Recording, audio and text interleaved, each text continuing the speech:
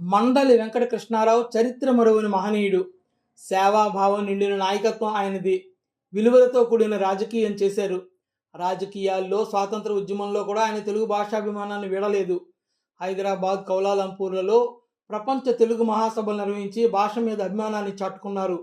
ఆయన తెలుగు భాషకు చేసిన సేవకు గుర్తుగా అధికార భాషా సంఘానికి మండలి కృష్ణారావు పేరు పెడుతున్నామని ముఖ్యమంత్రి చంద్రబాబు ప్రకటించారు.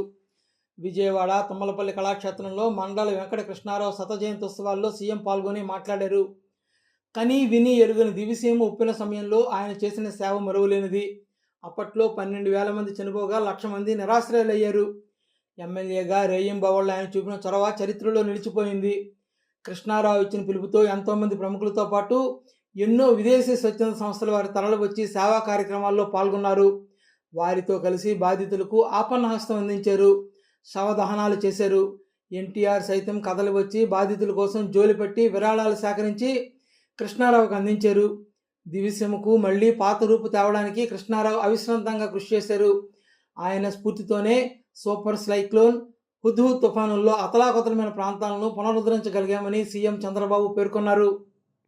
మండలి వెంకట కృష్ణారావు గారి పేరుతో శాశ్వతంగా జ్ఞాపకం ఉండాలంటే అధికార భాషగా తెలుగుదేశాన్ని ఆ రోజు అనౌన్స్ చేసిన వ్యక్తి, అధికార భాష సంఘానికి